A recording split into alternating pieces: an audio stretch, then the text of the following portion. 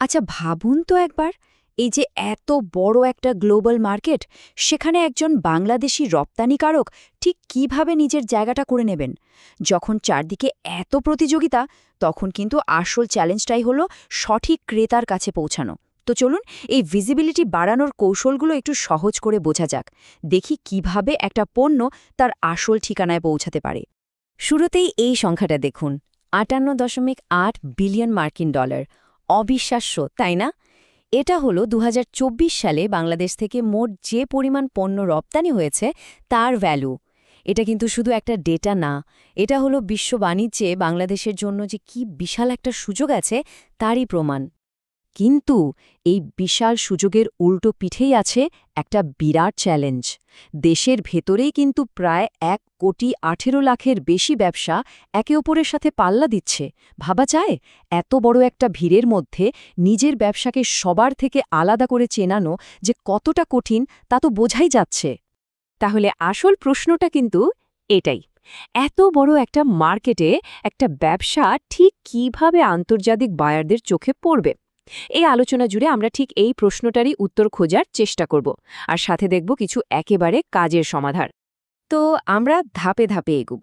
প্রথমে দেখব রপ্তানিকারকদের অদৃশ্য থাকার সমস্যাটা কি, তারপর জানব কিভাবে ক্রেতাদের সাথে একটা সেতু তৈরি করা যায়, এরপরে আসবে ডিরেক্টরিতে থাকার সুবিধা, কোনটা সেরা ডিরেক্টরি হবে সেটা বাছাই করার উপায়, আর কিভাবে ধাপে ধাপে লিস্টিং করতে হয়, আর সবশেষে দেখব এটাকে কিভাবে একটা স্ট্র্যাটেজিক টুল হিসেবে কাজে লাগানো যায়।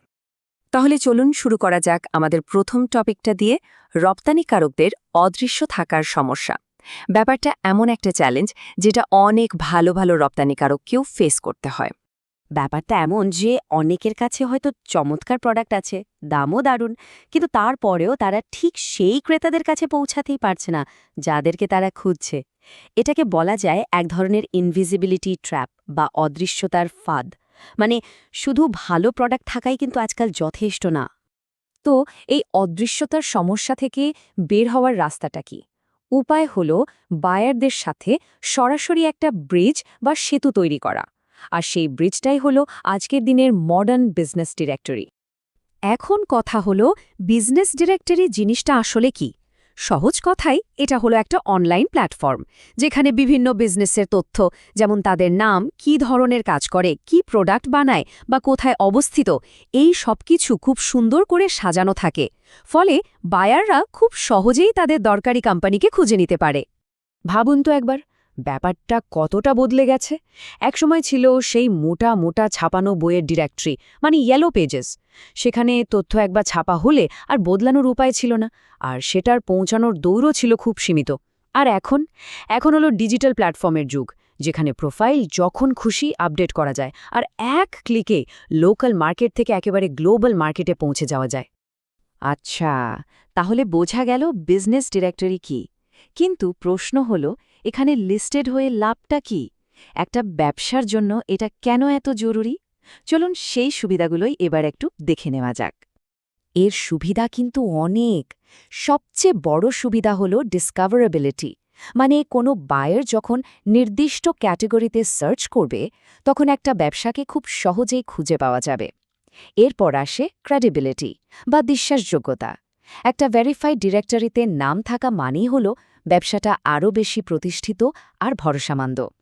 এছাড়া নতুন লিড বা ক্রেতা পাওয়া, সার্চ ইঞ্জিনে ভালো র্যাঙ্ক করা, আর ইন্ডাস্ট্রির অন্যদের সাথে নেটওয়ার্কিংয়ের সুযোগ তো থাকছেই।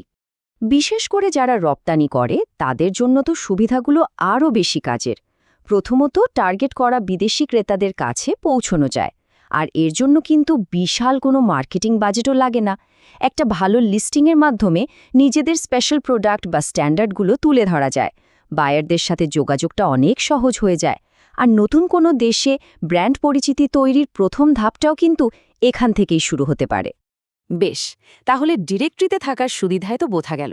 কিন্তু এখন প্রশ্ন হলো, এত ডিরেক্টরির ভিড়ে কোনটা সঠিক, কোনটা বেছে নেওয়া উচিত? চলুন এবার বাংলাদেশের কিছু নামকরা ডিরেক্টরি সম্পর্কে একটু জেনে নেওয়া যাক। এখানে বাংলাদেশের কিছু টপ ডিরেক্টরির একটা লিস্ট দেখতে পাচ্ছি আমরা, আর প্রত্যেকটারই কিন্তু নিজস্ব একটা ফোকাস আছে। যেমন ধরুন এক্সপোর্ট প্রমোশন ব্যুরো বা ইপিবির যে ডেটাবেস, ওটা যেহেতু সরকারি তাই এর বিশ্বাসযোগ্যতা অনেক হাই। আবার টিএনআইবি বিজনেস ডিরেক্টরি ফোকাস করে ভেরিফাইড বিটুবি নেটওয়ার্কিংয়ের ওপর, যা পার্টনারশিপের জন্য খুবই ভালো। বিটুবি এমপি আবার দারুণ কাজের সাপ্লায়ার খুঁজে বের করার জন্য। মূল কথা হলো ব্যবসার প্রয়োজনটা বুঝে সঠিক প্ল্যাটফর্মটা বেছে নিতে হবে। আচ্ছা, কি আর কেন তো অনেক আলোচনা হলো। এবার তাহলে আসল কাজে আসা যাক, মানে কিভাবে একটা বিজনেস লিস্টিং করা যায়। পুরো ব্যাপারটা সহজে বোঝার জন্য আমরা টিএনআইবি বিজনেস ডিরেক্টরিকে একটা উদাহরণ হিসেবে নিয়ে পুরো প্রসেসটা একবার দেখে নেব।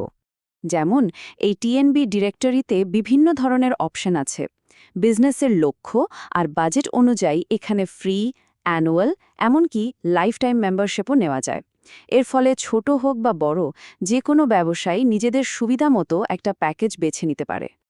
আর লিস্টিং করার প্রসেসটাও কিন্তু একদম সোজা, মাত্র 5টা স্টেপ। প্রথমে ওদের ওয়েবসাইটে গিয়ে একটা প্যাকেজ পছন্দ করতে হবে।